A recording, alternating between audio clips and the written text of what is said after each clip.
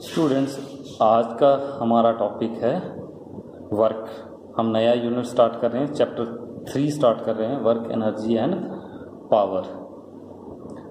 हमने इससे पहले 2 यूनिट इससे पहले किए थे। इसमें हम स्टडी करेंगे वर्क के बारे में। अमूमन जो वर्क है उसको देखा जाता है अपने हिसाब से, जैसे अगर कोई दिहाड़ी लगा रहा है या कोई काम कर रहा है जिसका कोई आउटकम, जिसका कोई रिजल्ट आ रहा है, तो उसको बोलते हैं कि ये काम हो रहा है। लेकिन साइंस में, साइंटिफिक टर्म्स में जो वर्क है उसकी डेफिनेशन अलग है, उसको अलग तरीके से देखा जाता है।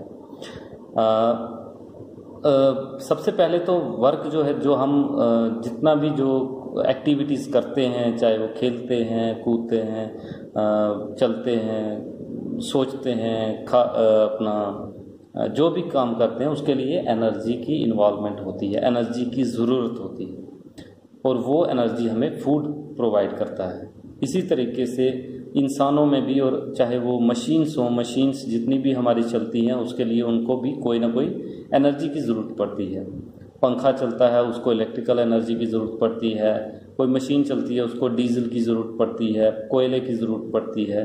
इसी तरीके से वर्क को करने के लिए, काम को करने के लिए एनर्जी की ज़रूरत पड़ती है। अब वर्क जो है वो not much work in spite of working hard, कि काम करने के बावजूद भी ये समझा जाता है ऐसे आम तौर पर कि ये काम नहीं है। जैसे कि अगर कोई पढ़ता है और वो एग्ज़ाम की तैयारी करता है, पेपर देता है, लेकिन कहते हैं कि पढ़ना जो है वो, या सोचना जो है वो काम नहीं है, जबकि उसमें भी एनर्जी की ज़रूरत पड़ती है। वो भी एक किस्म का काम होता है, अगर हम साइंटिफिक, अगर हम देख सके तो। लेकिन काम जो है हम देखेंगे कि वो, अब काम तो ये भी है, इसमें एनर्जी इन्वॉल्व होती है, लेकिन हम ये भी देखते हैं कि उसका आउटकम हमें दिख रहा है, क्या उसका रिजल्ट दिख रहा है।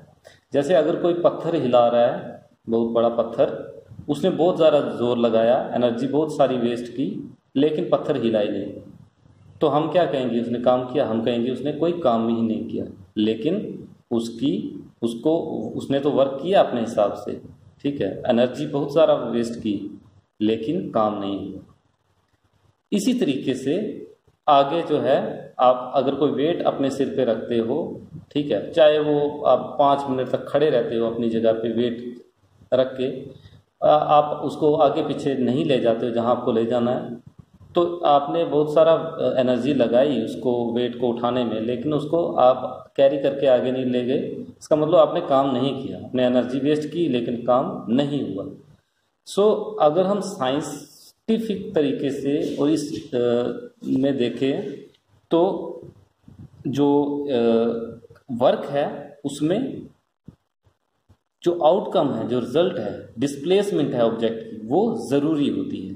काम को करने के लिए 2 चीज़ें ज़रूरत होती हैं, एक तो फोर्स और दूसरा डिस्प्लेसमेंट। हम किसी भी चीज़ को जब उठाते हैं तो फोर्स की ज़रूरत पड़ती है, हमें जोर की, एनर्जी की ज़रूरत पड़ती है, ठीक है, फोर्स, और दूसरा डिस्प्लेसमेंट, उसको हमने कितना दूर लेके गए, वो होता है वर्क, ठीक है। So in day to day life we consider any useful physical और mental labour as work. Activities like playing, talking, friends, humming a tune, watching a movie, attending a function are sometimes not considered to be work. What constitutes work depends on the way we define it. We use and define the term work differently in science to understand. हम science में अलग तरीके से इसको define करते हैं। कैसे? Scientific conception of work. To understand the way we view work and define work from the point of view of science. इसमें हम साइंस के पॉइंट ऑफ व्यू से वर्क को डिफाइन करते हैं, उसको डेफिनेशन बनाते हैं। जैसे आप अगर पेबल को पुश करते हो सरफेस पे, ठीक है, तो पेबल जो है वो कुछ डिस्टेंस तक मूव करता है। एक पत्थर, छोटा पत्थर थोड़ी देर तक मूव करता है। You exerted a force on the payable and payable got, आपने उस पर फोर्स लगाई, उस पर जोर लगाया, और वो पत्थर जो था वो अपनी जगह से हिल गया, ठीक है। इस सिचुएशन में हम कहेंगे वर्क इज डन, काम हो गया है।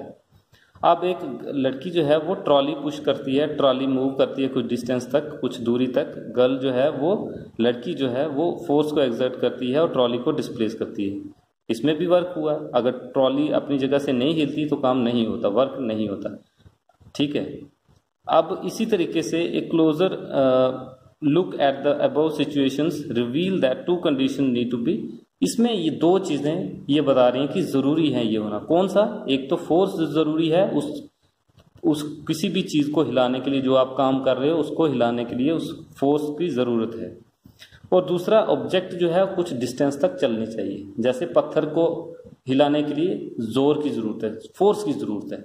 और दूसरा, उस पत्थर को अपनी जगह से दूसरी जगह तक जाना है, जिसके लिए वर्क होना चाहिए। सो वर्क के लिए दो कंडीशंस नेसेसरी है, एक तो फोर्स और दूसरा उस ऑब्जेक्ट की जिस पर हम काम कर रहे हैं, जिसको हिला रहे हैं, उसकी डिस्प्लेसमेंट। इस तरीके से हम ये कहते हैं। अब work done by a constant force. अब हम सिंपली तरीके से देखें तो हमने दो चीजें कही, एक तो फोर्स और दूसरा डिस्प्लेसमेंट जरूरी है।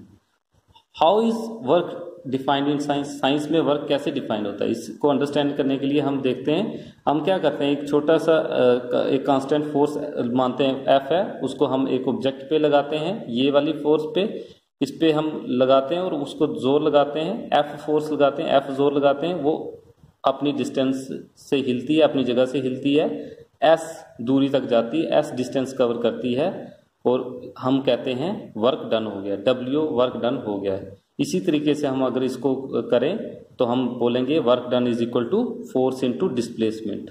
ठीक है। तो फोर्स वर्क जो है वो होता है फोर्स मल्टीप्लाई डिस्प्लेसमेंट, उस पर फोर्स कितनी लग रही है और डिस्प्लेसमेंट कितनी है, W is equal to F S. और इसका जो एसआई यूनिट है वो है न्यूटन मीटर। ठीक है, न्यूटन और दूसरा मीटर, न्यूटन मीटर, क्योंकि न्यूटन